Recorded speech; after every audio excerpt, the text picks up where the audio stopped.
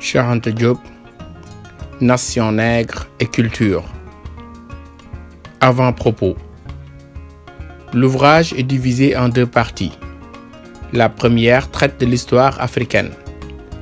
La seconde, des autres aspects de la culture nationale.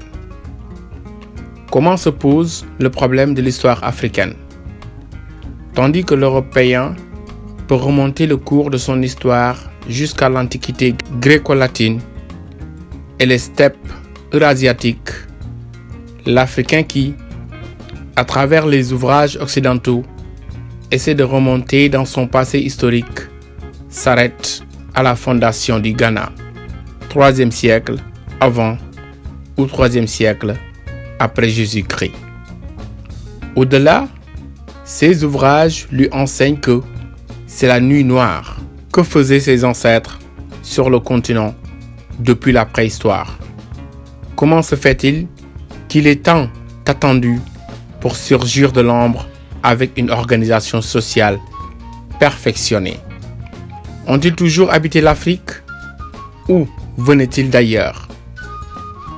Tandis que le ressortissant de l'Afrique occidentale peut contempler ainsi 2000 ans d'histoire, ceux des autres régions sont moins favorisés.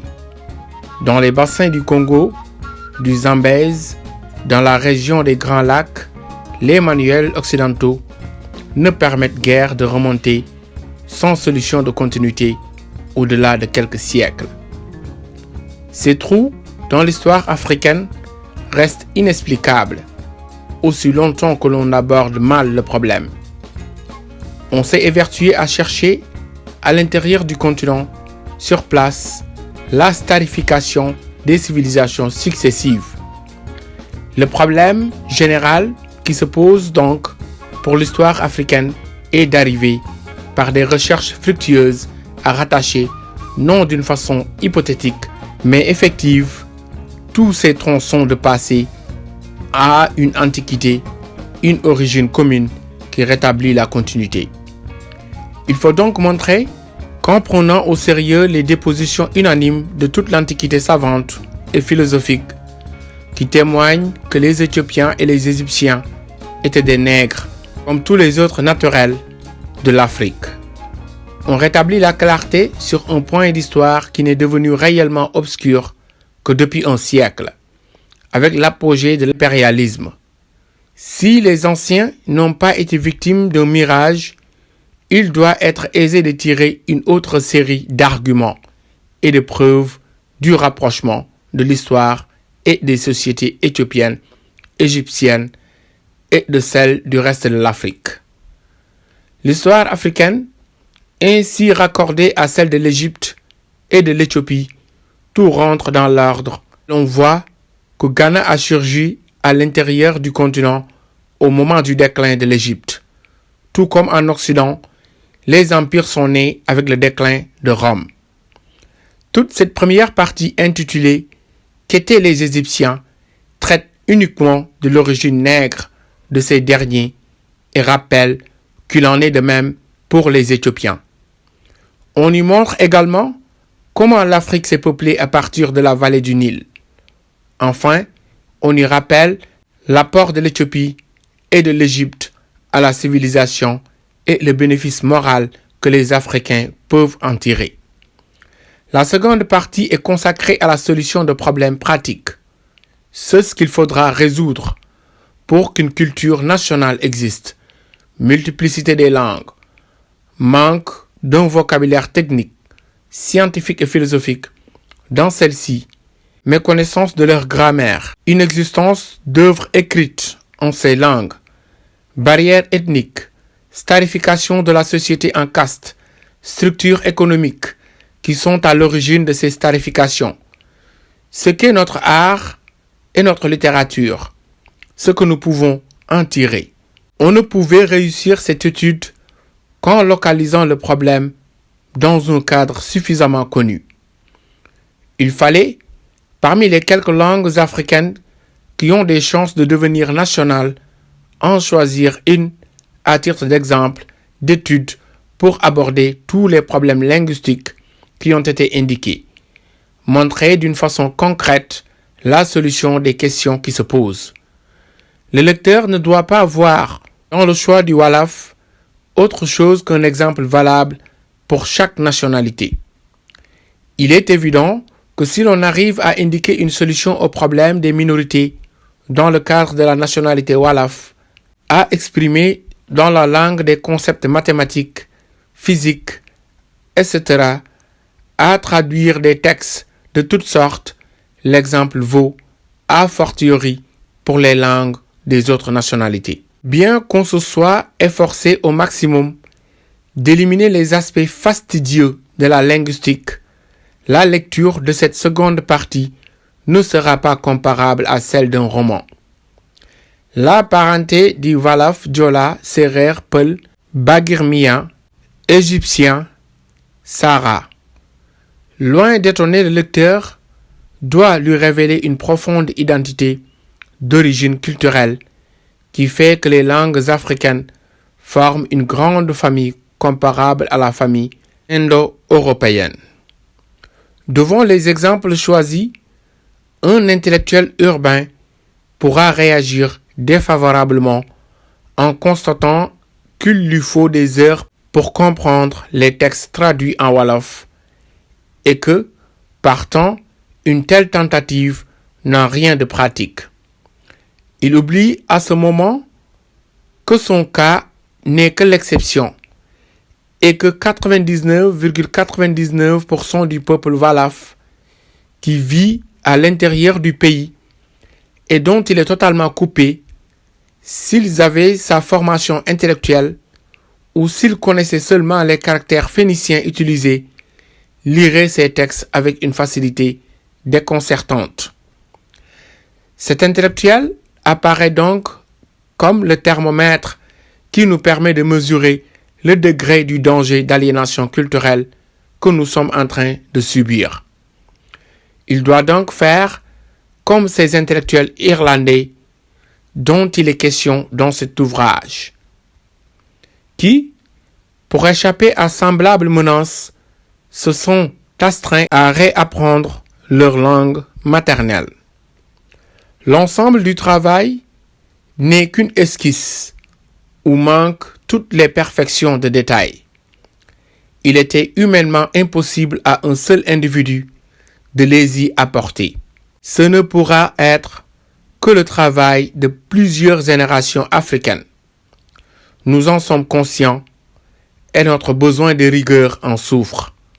Cependant, les grandes lignes sont solides et les perspectives justes. Introduction. Supposons, avec l'égyptologie moderne, que les Égyptiens aient été de race blanche. Ils ont eu des contemporains, grecs et romains, qui les ont côtoyés. Ceux-ci avaient acquis l'esprit scientifique et philosophique, autant que les Occidentaux modernes. Ils ont écrit sur tous les événements de leur temps. En particulier, ils ont parlé de leur propre histoire et de leur race, comme de celle des autres peuples contemporains. Ils étaient donc bien placés pour renseigner la postérité sur les caractères ethniques des peuples qui vivaient autour de la Méditerranée. Et ils n'ont pas manqué de le faire. L'ensemble de ces témoignages a paru si juste, après vérification, qu'en rédigeant l'histoire de l'Antiquité, on n'en fait que recopier les anciens. Hérodote, Diodore, Strabon, Pline, Tacite, etc. à peu de choses près. Or, ces auteurs dont les écrits se sont révélés d'une exactitude surprenante à propos d'événements et de questions parfois très délicats et très complexes, nous ont unanimement renseignés sur un fait qui leur tombait sous les sens et sur lequel ils ne pouvaient se tromper. La race des Égyptiens. Tous nous apprennent que les Égyptiens étaient des nègres, comme les Éthiopiens et les autres Africains. Que l'Égypte a civilisé le monde Si l'idée des modernes, selon laquelle les nègres ont toujours vécu sous la domination des Blancs et n'ont jamais joué un rôle dans l'histoire est fondée, elle aurait dû être plus vraie dans l'Antiquité.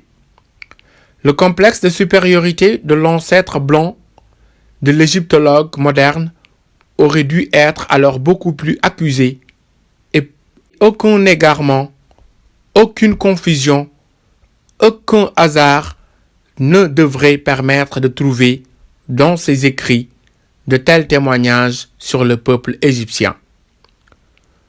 On ne peut tenter sérieusement d'atténuer la valeur de ces témoignages car les anciens, comme des enfants terribles, n'ont cessé de les répéter comme une évidence sur laquelle ils s'appuyaient pour justifier l'origine de telle ou telle coutume que les Grecs avaient empruntée aux nègres d'Égypte.